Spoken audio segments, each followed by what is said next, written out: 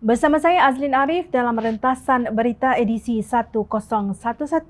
Antara paparan utama. Bekas UiT Melaka sokong Pakatan Harapan. Tuduh PH Komunis amanah buat laporan polis. Siapa sebenarnya katak politik Melaka? Jangan benarkan kleptokrasi kembali.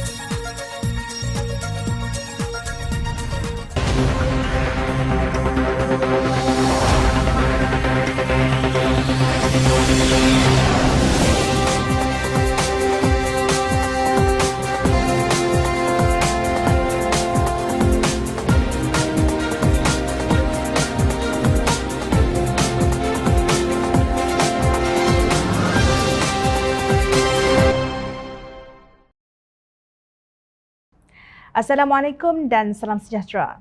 Bekas Yang di-Pertuan Negeri Melaka Tun Muhammad Khalil Yaakob dilaporkan sekali lagi muncul di Kemah Pakatan Harapan menjelang hari pengundian pada Sabtu 20 November ini. Kemarin 16 November 2021, Muhammad Khalil dilihat hadir bersama pemimpin Pakatan Harapan di kawasan Dewan Undangan Negeri Air Molek yang terletak di bawah Parlimen Hang Tuah Jaya. Sebelum itu, Muhammad Khalil hadir di kawasan Dewan Undangan Negeri Kuala Linggih. Presiden Amanah Muhammad Sabu yang hadir pada hari itu menyifatkan kesudian bekas Menteri Besar Pahang itu bersama calon Pakatan Harapan di Kuala Linggih memberi impak positif buat gabungan berkenaan menghadapi pilihan raya negeri Melaka tidak lama lagi. Menurut Muhammad, sokongan Muhammad Khalil secara tidak langsung membuka jalan kepada Pakatan Harapan dan pengerusi Pakatan Harapan Melaka Adli Zahari untuk kembali merajui kerajaan negeri. Kesudian Tun Khalil untuk bersama dengan saya dan calon Pakatan Harapan Julia Sapiah Kasim menyantuni para nelayan di Balan Nelayan Tanjung Dahan, Kuala Linggih petang ini amat menyentuh perasaan, kata Muhammad. Naib Presiden Amanah Datuk Seri Dr. Mujahid Yusof yang berkesempatan bertemu dengan bekas pemimpin UMNO itu dalam program kempen Pakatan Harapan amat mengalu-alukan kunjungan tersebut. Ini menandakan satu isyarat positif kepada Pakatan Harapan, katanya dalam hantaran di Facebooknya. Turut kelihatan dalam beberapa imej di media sosial ialah Setiausaha Agung Keadilan Datuk Seri Safidin Nasution Ismail dan Bendahari Agung Amanah merangkap pengerusi Amanah Selangor Izham Hashim. Muhammad Khalil dilantik menjadi Yang di-Pertuan Negeri Melaka pada Jun tahun 2004 sehingga Jun 2020. Dalam pilihan raya negeri Melaka kali ini, seramai 4 calon bersaing untuk merebut kerusi Kuala Linggih iaitu Julia Sapiah Kasim dari Amanah yang mewakili Pakatan Harapan, Rosli Abdullah UMNO BN, Aziah Muhammad Saad PAS PN dan Kamisan Palil Bebas. Sementara itu di kerusi Dewan Undangan Negeri Air Molek pula Pakatan Harapan diwakili Muhammad Rafi Ibrahim dari Keadilan yang berdepan cabaran Rahmat Mariman UMNO BN, Muhammad Fadli Samin Bersatu PN dan Ahmad Muaz Idris Bebas. Berita kehadiran bekas Yang di-Pertuan Negeri Melaka bukan hanya ditularkan dalam media sosial oleh penyokong-penyokong Pakatan Harapan tetapi turut disiarkan oleh utusan online dengan tajuk promo kehadiran Muhammad Khalil beri isyarat positif kepada Pakatan Harapan. Media tersebut turut memaparkan sekeping gambar Muhammad Khalil dan Muhammad Sabu. Kehadiran bekas Yang di-Pertuan Negeri Tun Muhammad Khalil Yaakob dalam program kempen calon Pakatan Harapan menandakan satu isyarat positif kepada gagasan politik itu, lapor utusan online. Para penyokong Pakatan Harapan menyifatkan kehadiran Muhammad Khalil sebagai sokongan kepada gabungan parti itu. Ini kerana beliau dikatakan turut memberi semangat kepada calon-calon Pakatan Harapan yang ditemuinya. Semoga kemenangan memihak kepada kebenaran. Rakyat Melaka dapat mempertahankan rumah kita daripada terus dinonai khazanahnya oleh pemaju yang rakus, pencuri pasir dan dalang-dalang mereka. Semoga rakyat Melaka dan para pengunjungnya masih dapat menikmati kesegaran Bayu Selat Melaka menerusi pantai-pantainya. Kemarin, Pemuda Amanah Perak membuat satu laporan polis terhadap ahli jawatankuasa PAS Pusat kerana mendakwa Pakatan Harapan mempromosi ideologi komunis. Pengarah Komunikasi Pemuda Amanah Perak Muhammad Iqmal Muhammad Iskandar membuat laporan tersebut selepas membaca laman Facebook portal berita Free Malaysia Today yang menyiarkan kenyataan Ketua Penerangan PAS Kamaruzaman Muhammad. Dalam laporannya, Muhammad Iqmal berkata pada 15 November 2021, jam 2 petang ketika di Pejabat Pusat Khidmat Peduli Rakyat Parlimen Lumut, saya terbaca di laman Facebook Free Malaysia Today yang telah menyiarkan kenyataan seorang ahli jawatankuasa PAS Pusat, Encik Kamaruzaman Muhammad yang telah membuat dakwaan bahawa Pakatan Harapan membawa dan mempromosi ideologi komunis khususnya ketika Pakatan Harapan menjadi kerajaan. Kata Iqmal, dakwaan tersebut dikeluarkan dalam satu ceramah Perikatan Nasional ketika berkempen pada pilihan raya negeri Melaka yang telah disiarkan secara langsung dalam laman Facebook PAS pada tarikh 14 November 2021. Sesungguhnya dakwaan tersebut sangat berat dan sangat tidak berasas yang mana disifatkan boleh menimbulkan ketidaktenteraman kepada perpaduan kaum dan semangat keluarga Malaysia. Justru laporan ini dibuat agar pihak polis dapat menjalankan siasatan menurut Akta Hasutan 1948, Akta Komunikasi dan Multimedia 1998 dan Seksyen 499 Kanun Keseksaan, tegas beliau. Sementara itu, Ahli Parlimen Pakatan Harapan Sepang Muhammad Hanifah Maidin menemplak Kamaruzaman seumpama budak dalam politik tanah air. Jujurnya saya tak tahu sejak bila budak ni mula join politik. Mungkin masa ramai dari tokoh politik dalam Pakatan Harapan sudah lama bergelumang dalam politik, dia sama ada belum lahir atau masih pakai lampin atau pampers, sindir ahli jawatankuasa pimpinan Amanah Nasional itu. Secara sinis, bekas peguam PAS itu turut memberi tip bagaimana hendak berceramah. Rule number 1, jika hang tak faham atau tak reti subjek yang hang nak cakap, tak usahlah pi gatai mulut nak cakap atau ceramah. Nak ajak berdebat pun rasa tak berbaloi sebab nampak lekeh sangat cara dia berhujah.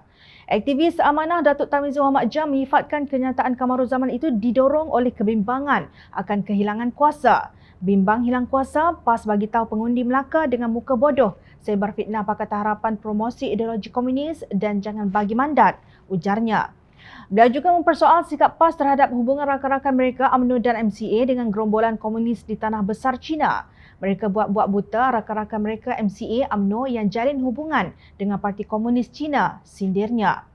Tarmizi merupakan bekas editor Harakah adalah antara pemimpin akar umbi yang mula bermufarakah dengan parti itu. Hakikatnya, MCA yang telah menandatangani memorandum kerjasama dan pertukaran Parti Komunis China pada 18 Julai 2014. UMNO pula diberi penghormatan berucap sempena Kongres Parti Komunis China CPC yang dijadualkan pada 18 Oktober 2017. Pada Jun lalu, Naib Presiden MCA Datuk Tan Tiek Ching mengucapkan tahniah kepada Menteri Jabatan Perhubungan Antarabangsa Parti Komunis China, Song Tao, sempena ulang tahun ke-100 penubuhan parti itu. Bertahun-tahun UMNO memomokkan DAP dengan istilah Parti Cina, kafir dan komunis. Kini lidah jahat UMNO itu dipanjangkan oleh pemimpin PAS pula. Pemimpin PAS nampaknya tidak serik-serik memfitnah Pakatan Harapan walaupun berkali-kali keputusan mahkamah tidak memihak kepada mereka. Malulah pada anak cucu. Ahli Parlimen Pengerang Datuk Seri Azalina Osman Said menggesa pengundi Melaka agar memberikan mandat kepada parti yang keras menentang katak bagi membentuk kerajaan baharu di negeri tersebut. Beliau berkata Melaka boleh dijadikan sebagai model untuk menguatkuasakan undang-undang lompat parti dengan memilih parti yang komited mahu melaksanakan pembaharuan supaya rakyat kekal yakin terhadap proses demokrasi. Kata Azalina, kerajaan yang baru boleh melakukan pindaan undang-undang tubuh kerajaan negeri Melaka melalui sokongan 2/3. Menerusi ciapan di Twitter, Azalina menegaskan beliau akan menghantar rang undang-undang hibrid ke Parlimen yang menjadi gabungan undang-undang memecat wakil rakyat serta mekanisme memanggil semula pilihan raya dengan memberi mandat kepada pengundi memecat wakil mereka menerusi petisyen. Pengundi Melaka perlu penyokong parti yang komited untuk membentangkan rang undang-undang hibrid berkenaan. Ini kerana pindaan undang-undang tubuh kerajaan negeri memerlukan sokongan 2/3. Parti yang bertanding boleh memuatkan pelaksanaan undang-undang terbabit dalam manifesto mereka selain berikrar tidak menerima katak, ciapnya di Twitter. Menurut Azalina, jika sekiranya wakil rakyat itu dipecat, beliau dibenarkan bertanding semula dalam pilihan raya kecil dan boleh mendapatkan semula mandat daripada pengundi. Maknanya RUU hibrid yang dicadang Azalina membezakan antara wakil rakyat katak dan yang dipecat. Dalam pada itu, bekas Ahli Dewan Undangan Negeri Sungai Udang, Datuk Seri Idris Hadron mengulangi penegasannya bahawa beliau dan Datuk Nur Azman tidak melompat parti. Beliau berkata bukan mudah baginya untuk meninggalkan UMNO yang disertai berpuluh tahun. Menurut beliau, jika UMNO tidak berubah, ia akan menjadi seperti telefon bimbit Nokia yang tidak digunakan lagi. Katanya MCA dan MIC sudah tidak mendapat sokongan kerana kedua parti itu bersifat perkauman. Justru UMNO harus berani menerima parti lain yang berbilang kaum sifatnya seperti keadilan. Bagaimanapun, kata Idris, beliau telah dihukum kerana memberi cadangan sedemikian. Katanya beliau dipecat dalam tempoh 24 jam tanpa perbicaraan atau natural justice atau hak.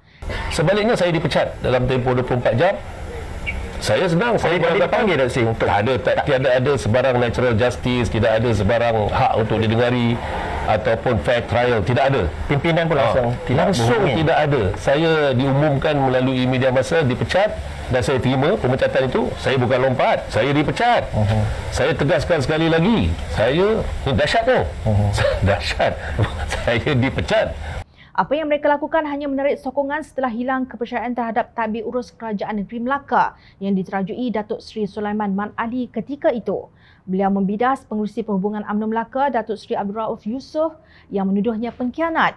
Beliau berkata demikian menerusi program Bual Bicara Borak Dahsyat yang disiarkan menerusi edisi khas bersama calon Idris Harun, calon PH N10 Asahan Pilihan Raya Negeri Melaka kemarin.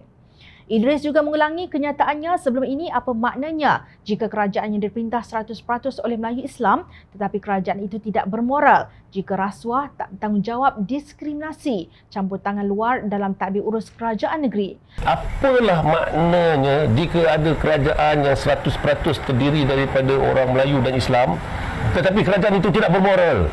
Kerajaan itu rasuah, kerajaan itu campur tangan, kerajaan itu mendiskriminasi, kerajaan itu tidak kompeten, kerajaan itu tidak bersih, tidak cekap dan tidak amanah. Lebih baik kerajaan yang terdiri daripada pelbagai kaum tetapi lebih Islamik. Katanya jika menggunakan nama Melayu Islam hanya sebagai topeng, ianya sebagai satu penganiayaan yang hanya untuk mendapat sokongan orang Melayu Islam. Mengulas mengenai katak politik, beliau berkata katak itu ialah Datuk Jalani Khamis. Ini kerana Jalani 3 kali melompat. Beliau mulanya ahli UMNO, melompat ke Bersatu, kemudian Keadilan. Lepas itu kembali ke UMNO. Dia adalah, itu benar-benar lompat. Kerana pada awalnya beliau UMNO, kemudian melompat Keadilan kepada Bersatu. Bersatu dulu. Dia melompat ke Bersatu, kemudian mengenali Bersatu tak akan memberi beliau peluang, melompat masuk kepada Keadilan. Dan kebetulan pula mungkin jenama Keadilan tu agak bernilai ketika itu, jadi YB dan jadi Exco, dan akhirnya melompat balik ke UMNO, masuk ke UMNO. Dan hari ini saya tengok yang menerima kata melompat ni sebenarnya adalah Parti UMNO. Kini Jalani dipilih oleh UMNO untuk mempertahankan kerusi Dewan Undangan Negeri Rembia yang dimenanginya atas tiket keadilan pada pilihan raya umum ke-14 lalu untuk pilihan raya Negeri Melaka 20 November ini. Justru katak sebenarnya ialah Jalani menurut Idris. Hakikatnya UMNO Barisan Nasional yang menampilkan calon katak, bukan Pakatan Harapan. Mengata dulang paku sepih, itulah UMNO Barisan Nasional. Ahli Parlimen Iskandar Puteri Lim Kit Siang menyeru agar rakyat Melaka menjadikan pilihan raya negeri Melaka sebagai permulaan perjalanan baharu untuk merangsang Malaysia sebagai sebuah negara hebat bertaraf dunia menjelang tahun 2050. Beliau membayangkan jika kemenangan di pihak UMNO, kejatuhan kerajaan Melaka akan berulang buat kali kedua akibat rasuah kerana membenarkan kleptokrasi untuk kembali. Saya teringat Melaka yang telah mencapai tahap ketamadunan tinggi 500 tahun lepas, tumbang kerana rasuah dan terfikir sama ada suatu hari nanti akan terjadi pula kejatuhan Malaysia dan berulangnya kejatuhan Melaka buat kali kedua akibat rasuah kerana kita membenarkan kleptokrasi untuk kembali, katanya dalam kenyataan. Kata Kit Siang, orang yang bertanggungjawab menjadikan Malaysia sebuah kleptokrasi kini sedang memainkan peranan utama berkempen untuk UMNO dalam pilihan raya negeri Melaka ini. Apakah maksud perkara ini? Saya tidak rasa ada sesiapa yang tidak setuju apabila saya katakan yang laporan Indeks Persepsi Rasuah Transparency International tahun hadapan akan menjadi satu laporan yang buruk untuk Malaysia, menunjukkan kejatuhan anak tangga akibat rasuah. Semua ini berlaku sebelum pilihan raya negeri Melaka. Adakah rakyat akan melihat rasuah yang lebih berleluasa di Melaka dan Malaysia?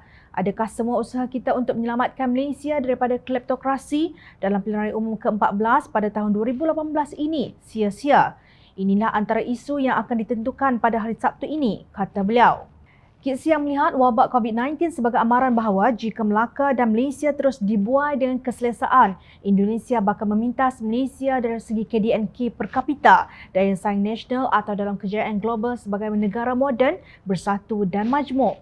Indonesia mempunyai jumlah penduduk 8 kali ganda berbanding Malaysia, tetapi untuk 94 hari berturut-turut sejak 18 Ogos, Malaysia merekodkan jumlah kes harian COVID-19 yang lebih tinggi berbanding Indonesia. Lebih membimbangkan, untuk 42 hari berturut-turut, Malaysia merekodkan jumlah korban COVID-19 yang lebih tinggi berbanding Indonesia, tegasnya. Menurut beliau, ini bermakna pada hari ke-100, Datuk Seri Ismail Sabri menjadi Perdana Menteri ke-9 pada 29 November. Kemungkinan untuk Malaysia menunjukkan prestasi yang lebih baik berbanding Indonesia dalam jumlah jangkitan dan korban akibat COVID-19 amatlah tipis. Ini juga bermakna 100 hari pertama Khadijah Jamaluddin sebagai Menteri Kesihatan baru pada 7 Disember. Trend yang menunjukkan Indonesia memintas Malaysia akan terus berlaku. Adakah ini memberikan suatu firasat yang buruk di mana takdir Malaysia dan Indonesia bertukar pada beberapa dekad akan datang? Malaysia pula yang akan menghantar rakyatnya untuk bekerja sebagai pembantu rumah di negara tersebut. Bidas Kit Siang. Seterusnya, beliau mengajak rakyat Melaka supaya segera bangkit dan menjadikan pilihan raya negeri Melaka ini menjadi pemangkin kesedaran bukan sahaja buat Melaka tetapi Malaysia secara keseluruhan untuk menyelamatkan negara ini daripada bahana tersebut dan merintis usaha untuk merealisasikan impian Malaysia untuk menjadikan Malaysia sebuah negara hebat bertaraf dunia menjelang 2050. Saya mungkin sudah tiada pada 2050 tetapi rakyat Malaysia tanpa mengira kaum, agama atau wilayah harus tetap berusaha untuk merealisasikan impian Malaysia pada 2050, ujarnya. Ketika Datuk Seri Najib Razak umpama Wakil Perdana Menteri dan UMNO Adli Zahari meneruskan usahanya membantu calon-calon lain untuk berkempen, beliau tidak kekok untuk bergerak bersama-sama calon-calon lain dalam komponen Pakatan Harapan sama ada dari DAP maupun keadilan. Apakah beza antara Adli dan Najib? Seorang bersih tanpa bagasi jenayah, seorang lagi sudah disabitkan bersalah oleh Mahkamah Tinggi Kuala Lumpur dengan hukuman penjara 12 tahun dan denda RM210 juta kerana 7 tuduhan pecah amanah, menyalahgunakan kedudukan dan pengubahan wang haram dana RM42 juta milik SRC International Tuan Berhad. Rakyat Malaysia kini sedang menanggung puluhan bilion ringgit hutang One Malaysia Development Berhad, 1MDB, yang beliau kini sedang dibicarakan. Siapakah pilihan kalian? Adakah kleptokrasi? Jangan lupa, rakyat sentiasa memerhati. Teruskan bersama kami di Jom Channel dan layari portalJomChannel.net untuk mendapatkan berita politik tanah air. Saya Azlin Arif, terima kasih. Assalamualaikum dan salam sejahtera.